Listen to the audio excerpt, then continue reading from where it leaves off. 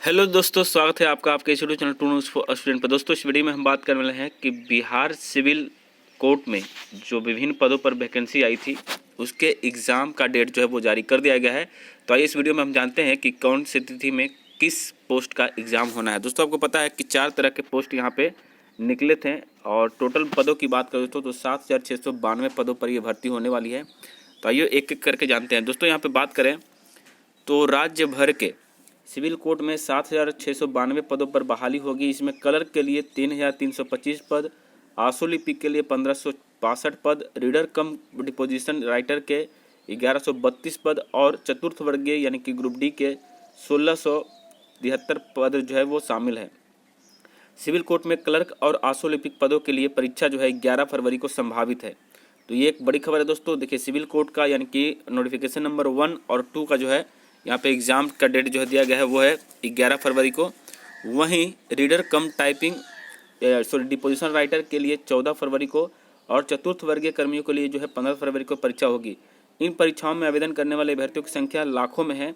यह परीक्षा केंद्रीयकृत चरण एवं नियुक्ति समिति सह जिला एवं सह न्यायाधीश पटना की ओर से ली जाएगी और इसकी जो तैयारी चल रही है वो परीक्षा केंद्रों का चयन कर लिया गया है। अधिक परीक्षा केंद्रों की संख्या पटना में होगी। जिला कला पदाधिकारी के पद के लिए 19 से 21 जनवरी तक परीक्षा बीपीएससी जिला कला एवं संस्कृति पदाधिकारियों की नियुक्ति के लिए 19 जनवरी से 21 जनवरी तक परीक्षा आयोजित की जाएगी। दोस्तों, ये जो है आपका ना ये कला जिला पदाधिकारी के लिए है। इसमें आपको सिविल कोर्ट वाले से कोई संबंधित नहीं है और ये परीक्षा 2 पालियों में होगी। पहली परीक्षा जो है 9:30 बजे से दोपहर 12:30 बजे तक होगी। हालांकि छात्रों को परीक्षा केंद्रों पर पहले ही पहुंचना होगा। अब दोस्तों, यहाँ पर एक बात समझ में नहीं आ रही है कि ये पीटी हो रहा है या फिर डायरेक्ट सिंगल एग्जाम होगा।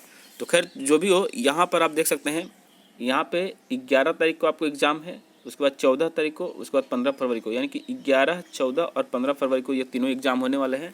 तो जो भी भाई सिविल कोर्ट का वैकेंसी के फॉर्म भरे हैं वो इस तैयारी में अपने लगे रहिएगा। बाकी सिलेबस वगैरह सब कुछ तो आपको पता है, फिर भी मैं आपको एक ऑफिशियल वेबसाइट दिखाई देता हूँ, ठीक है।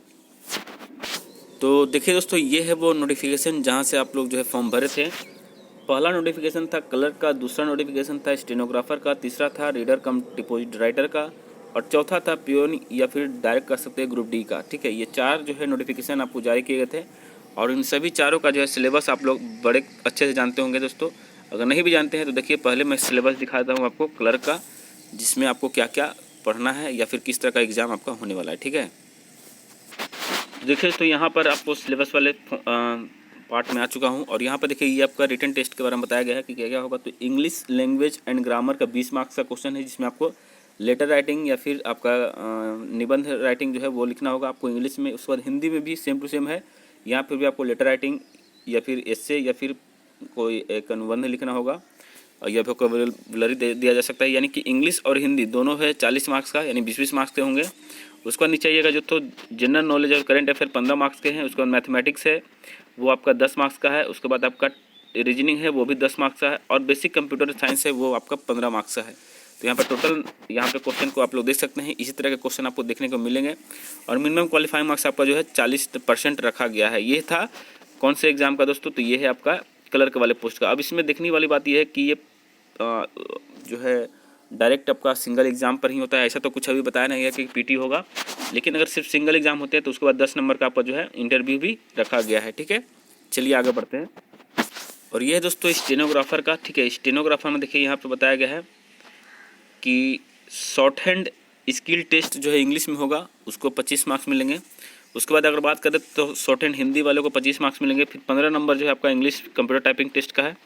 उसके बाद 15 नंबर जो है हिंदी में कंप्यूटर टाइपिंग टेस्ट का है और 10 नंबर जो है प्रोफिशिएंसी टेस्ट यानी कंप्यूटर में जो टेस्ट लिया जाता है जैसे कि MS एक्सेल वगैरह का, उसका 10 नंबर यहाँ पे जोड़ा जाएगा। तो कुल मिला के यहाँ पे देखिएगा तो यहाँ पर आपको 50 और 40 90 नंबर के यहाँ पर भी हो जाते हैं और 10 नंबर आपका जो है इंटरव्यू का प्रोसेस होगा, ठीक है। और बाकी यहाँ पर और कुछ तो बताया नहीं गया है। बाकी देखिए, हाँ एक चीज़ ये मैं बताना भूल गया कि यहाँ पर देखिए अगर आपका रिटन टेस्ट की बात करें, वो तो टाइपिंग वगैरह का था। रिटन टेस्ट की बात करें तो यहाँ पर रिटन टेस्ट में 25 मार्क्स के इंग्लिश ग्रामर होंगे और 25 मार्क्स के हिंदी ग्रामर होगा। यानी कि 25 नंबर इंग्लिश से आएंगे, 25 नंबर जो है हिंदी के आएंगे। उसके बाद आपका जनरल नॉलेज का होगा 10 नंबर का। उसके बाद मैथमेटिक्स का होगा फिर 10 नंबर का। बस यही क्वेश्चन यहाँ पे देखने को मिले दोस्तों। और उसके बाद बेसिक कंप्यूटर है 20 नंबर, यहाँ यानी कि 20, 10, 30, 10, 40 और 50, 90 नंबर के यहाँ पर भी क्वेश्चन है। यहाँ पे रीजनिंग नहीं दिया गया है स्टेनोग्राफर वालों के लिए। और यहाँ पर 10 नंबर इंटरव्यू भी होगा, ठीक है। चलिए आगे बढ़ते हैं।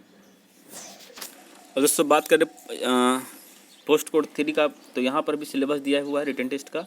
यहाँ पर सेम टू सेम आप क्लर्क वाले के हिसाब से ही चल सकते हैं। जो कंप्यूटर जो कोड कम टाइपिंग वाला जो है राइटर वाला जो है उसका जो यहाँ पर दिया गया है। तो टोटल 20, 20, 40 और 15 नंबर आपका जो है जनरल नॉलेज का होगा। 10 नंबर मैथमेटिक्स, 10 नंबर जो आपका रीजनिंग और 15 नंबर आपका कंप्यूटर साइंस। यानी कि सेम टू सेम देखा जाए तो दोस्तों क्लर्क वाले पोस्ट साइंस में सिलेबस रखा गया है। और इसमें देखिए उसके बाद टाइपिंग टेस्ट होगा। वो टाइपिंग टेस्ट है 50 मार्क्स का होगा।